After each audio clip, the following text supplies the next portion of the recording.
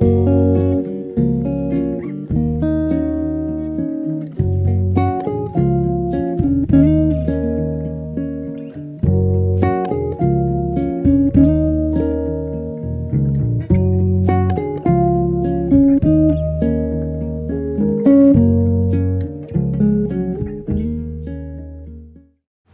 warahmatullahi wabarakatuh. Selamat datang di channel Atli Riri. Hari ini saya dan Sandi.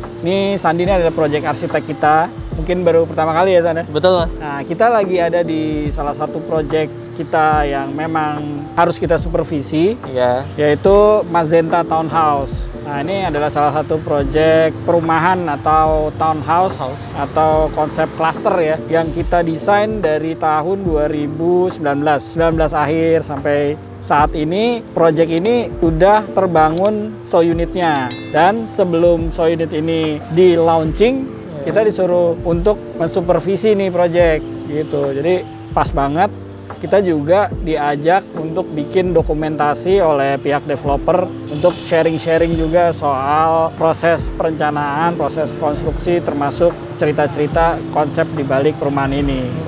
Ya, kira-kira kayak gitu. Kita udah ditunggu di dalam, tapi sebelumnya mungkin kita bisa sharing ke teman-teman nih ya, San. Gimana cerita di dalam proyek ini, terus seperti apa proyek ini, dan cerita-cerita di baliknya lah gitu. Jadi buat teman-teman, Magenta Residence itu ada di daerah Bintaro juga, di daerah Soho Baru, deket BXC lah, pasti teman-teman tahu. Mall BXC, Bintaro Exchange. Bintaro Exchange. Mungkin kan teman-teman nggak semuanya tahu Bintaro. Iya benar sih, Mas. Ada 94 unit, terus banyak fasilitas umumnya juga di sini, public facilities buat penghuni di dalamnya lah, gitu sih, Mas. Ayo, kita sambil lihat ke dalam ya. Nah, oke. Ini gate-nya nih ya, San ya? Bakal jadi gate. Jadi ini sementara aja. Jadi memang kita bikin ada 2 akses. Ini masuk, ini keluar harusnya. Betul. Cuman saat ini nih kita buat untuk khusus konstruksi, akses konstruksi. Ini buat akses menuju ke show unit. Oh iya, tadi teman-teman, ini project sebenarnya kita mulai di awal Februari 2020-an ya. Iya, bukan akhir 2019 gitu. Ya kurang lebih udah ada sekitar 2 tahun sampai ini terbangun ya. Sampai proses konstruksi ya, termasuk cepat sih ya. Termasuk cepat. Yuk kita coba masuk ke show unitnya aja dulu. Oke, Mas. Sedikit cerita Mas Riri, teman-teman juga. Jadi di sini rencananya sebagai jalan gate utama. Terus nanti di sebelah kanan bakal ada development selanjutnya, itu ada clubhouse juga. Ya, kita akan bikin fasilitas perumahan ini dengan clubhouse yang dalamnya ada kolam renang. Iya, benar. Ada gym di lantai 2, terus ada di bawahnya kayak aula gitu. Ya, ruang bersama. Ruang bersama lah. Selain clubhouse, kita juga waktu itu sempat desainin beberapa fasilitas publik lainnya ya, San. Iya, benar, Mas. Jadi nanti dia tersebar, ada di area depan sama di area belakang. Di area depan itu kita ada retention pond-nya, di bagian belakang dia ada. Di sana ya. Iya, ada gym area, ada children playground juga. Outdoor kan, tapi gymnya semuanya gitu. konsepnya outdoor. Bener. Kalau yang indoornya dia ada di clubhouse ini. Iya. Tapi sementara emang masih dibuat marketing sementara ya. Mungkin Mas Ria juga perlu ceritain ke teman-teman sebelum mereka lihat unitnya asli, sebenarnya konsep secara generalnya itu apa sih, Mas? Mungkin teman-teman pada bertanya-tanya ya, kalau misalnya kita bikin satu proyek rumah tinggal kan biasanya punya personalitas yang cukup terhadap pemiliknya. Tapi ketika kita membuat rumah komersial yang akan dihuni oleh banyak orang, ya kita harus ngangkat satu tema tertentu sebagai penyatu dari keseluruhan tema dari perumahan ini, termasuk ya untuk mencari identitas dari si perumahan ini. Nah, ketika waktu diskusi dengan developer ini, waktu itu kita memang sudah mendapatkan beberapa brief yang cukup spesifik, San. Nah, terus kita terjemahkan tuh ke dalam bentuk desain. Nah, brief itu memang waktu itu kita diminta untuk menerjemahkan kembali prinsip-prinsip atau karakteristik bangunan Jepang.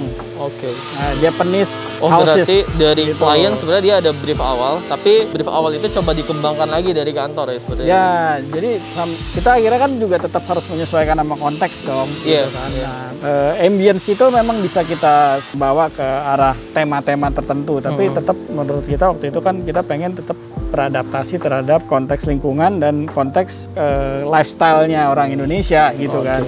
Yang mana pasti segmen penghuni di sini kan nanti akan pasangan muda yang relate sebetulnya ya sama definisi lifestyle-nya dari Jepang yang lebih ke simple, minimalism, fungsional gitu. Tapi ya itu konteks berikutnya yang soal lingkungan tadi, soal lingkungan di Indonesia yang tropis kita harus terjemahkan juga. Betul. Lewat pendekatan-pendekatan yang prinsip kayak bikin bukaan jendela yang ternaungi, cross ventilation di ruang-ruang utama supaya dia bisa mengoptimalkan pengudaran alami, ya itu basic sih. Jadi meskipun temanya lebih ke sesuatu yang ambience oriented, tapi kita juga tetap nyaman tinggal di sini gitu. Betul. Harapannya sih gitu. Disesuaikan lah ya dengan kondisi juga saya di mana sama kaidah-kaidah arsitektur tropis juga mungkin. Iya. Nah, ini kita udah ada di depan show unitnya nih. Ini berarti mungkin buat info teman-teman juga mungkin masih di finishing interior juga. Cara arsitektur dia memang udah 85% ya, Mas? Udah. Ini tinggal, ini kayaknya ngejar tone warna efek kayunya ini nih, San. Yang dari minggu lalu kayaknya belum selesai gitu. Ya, Mas, mungkin lagi ada Omicron jadi agak sedikit menyesuaikan. Mungkin, bener. Ya, kita lihat dulu yuk. Mumpung belum dimulai nih, kliennya belum keluar, pihak developernya, jadi kita kalian ngecek ke dalam. Nah, ini living roomnya nih, living room dan ada langsung ruang makan dan pantry ya. Jadi mungkin set interiornya itu dari kita ngadep ke dalam tengah ruangan, tapi kita bisa ngelihat area luar dan area halaman depan juga dari townhouse-nya ya, Mas. Ini yang tadi saya bilang, jadi kan kita memang sengaja 2 bukaan supaya tetap udara ngalir. Jadi memang di bawah nih udah prinsipnya udah area living aja ya, itu service ya. Di belakang ya ada service ya. Ini juga tangganya ada skylight, terus di bagian bawah pintunya juga bukan pintu mati ya, Mas. Padahal hampir jadi kayak rules desainnya kita ya. Jadi meskipun tangga ada di tengah-tengah, cuman harus ada cahaya sih. Itu penting sih buat menambah ambience yang lebih light. Ini masih berantakan. Ini masih sedang on construction, kayaknya kita nanti lihat setelah mereka selesai kerja. Jadi kita ada di depan tipe 7 nih, Mas. Jadi dia ada 2 tipe bangunan, tipe 7 dan tipe 6. Nah, buat tipe 7 ini kita ada 3 kamar di lantai 2 sama plus 1 ada fungsional juga buat area servis sih sebenarnya. Di bawah ya? Iya, buat additional juga buat ART mungkin kayak gitu. Oke, Mas Rey, sekarang kita jalan ke tipe belakang rumahnya. Jadi dia dibagi 2 lah dalam satu cluster. Tipe 7 sama tipe 6 juga. Tipe 6. Emang di show unit ini yang dibuat tipe 6 dan tipe 7 yang hook ya? Iya.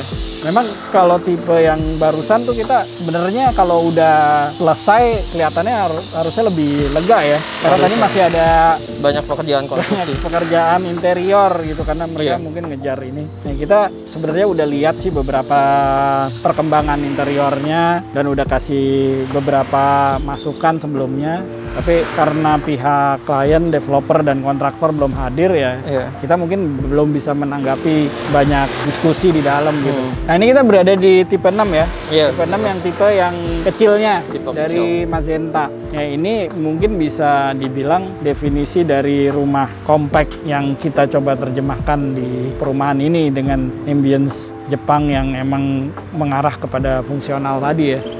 Nah, ini juga yang masih belum selesai kalau dari sisi fasad waktu itu adalah material kayu. Fasadnya ya. Fasad ini karena waktu itu awalnya kan dia rata tuh, San. Nah, diskusi dengan pihak developer ya dia mau ngasih depth lagi seperti yang desain kita awal. Oh, berarti itu jadi dimundurin dari penyesuaiannya jadi balik lagi ke fase awal desain. Cuman akhirnya dinding sopi-sopi itu dia tipisin dikit tuh. Tapi depth-nya yang kita ingin capai itu dari list kayu-kayu itu dapat. Gitu. Jadi ini agak emang susulan nih pekerjaan ini, harusnya mereka udah selesai nih. Berarti memang dalam proses tuh perkembangannya menyesuaikan kondisi pembangunan juga ya, Mas? Ya, mungkin awalnya diputuskan untuk membuat tekniknya itu lebih praktis, tapi ternyata estetiknya juga nggak tercapai gitu. Akhirnya kemarin diskusi, ya dia ngejar supaya estetik yang kita harapkan tuh tercapai. Mungkin mau lihat ke dalam kita? Yuk. Nah, ini kalau kita perhatiin ya, teman-teman, dari tipe yang tadi, yang tipe 7 sama tipe 6, kita bikin satu ide untuk menerjemahkan definisi rumah kayak di Jepang ya. Kita buat kayak foyer kecil, kalau di Jepang bilangnya genkan ya, gitu. Jadi orang bisa drop sepatunya di sini sebelum dia naik atau masuk ke dalam ruangan intinya. Ya itu filosofi yang mungkin coba kita insert sedikit ya ke dalam mood interiornya. Tapi emang kalau di interior ada touch Scandinavian sedikit ya?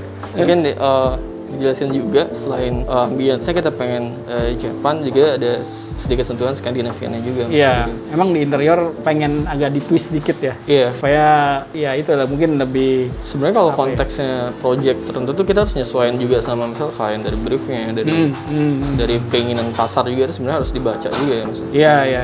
Karena kan kalau interior kan ya sangat personal ya kali ya. Jadi dia perlu menyesuaikan sama selera secara umum ya, betul. secara luas gitu ya. Jadi kalau di ruang lantai ini practicality-nya sama ya, living room, dining, pantry. Betul. Terus service area ada di belakang. Ada sedikit ya. Tersembunyi. Terus di belakang ini kita taruh powder room pas di bawah tangga. Ya kita ke atas yuk, coba lihat. Mudah-mudahan nggak se-crowded yang unit 7. Iya, berarti ada kamar utama, kamar bedroom, dan kamar anak ya? Iya, kamar anak. Nah ini ada satu corner untuk study nih. Kalau teman-teman perhatiin ya, karena rumah kecil jadi ya pembagian ruangannya secara efektif aja. Efektif. Jadi sebenarnya cocok buat keluarga muda juga ya? Buat kamu kayak cocok.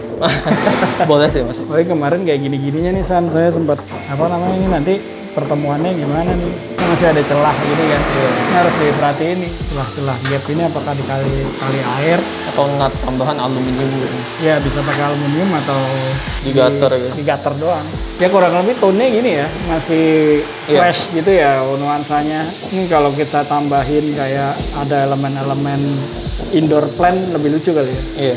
Ini ada skylight juga di tangga. Ya itu jadi golden rules-nya kita sih untuk menerjemahkan setiap ruang tuh nggak ada yang gelap. Ya mungkin segitu dulu kali ya San ya. Kita jadi kasih sneak peek nih buat teman-teman. Betul. Sengaja sih berarti Mas ya. Memang sengaja ya? Sengaja buat teman-teman penasaran. Mungkin kalau mau lihat langsung bakal ada video lanjutan ya berarti Mas. Iya, kayaknya kalau udah jadi baru kita bisa lebih enak ngajak tur ke dalam gitu. Oke. Ya sebenarnya sih gitu ya. Jadi kita sharing pengalaman sedikit ya.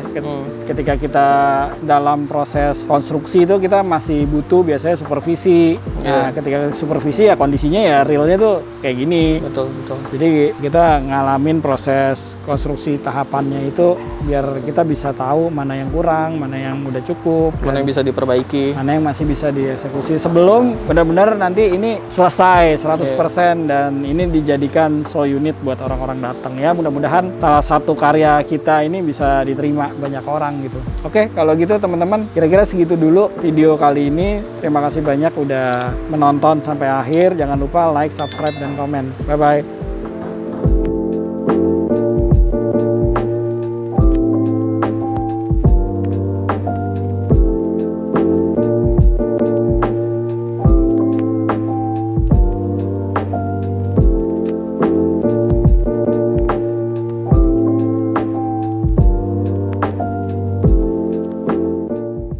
Terus sebenarnya di area ini tuh dia punya tampak samping hook juga yang lebih lebar sih kayaknya. Itu kenapa ya Mas? Untuk show unit ini ya? Iya. Apakah ini tuh memang sengaja dari konsepnya jadi ada bukaan hijau yang lebih banyak atau memang secara fungsional aja sebetulnya? Ini sebenarnya nanya apa menjebak sih? maksudnya mau jelasin apa mau nanya? Kedua-dua. kan arsiteknya juga kamu pakai nanya lagi. Iya, tadi susah ngebelok.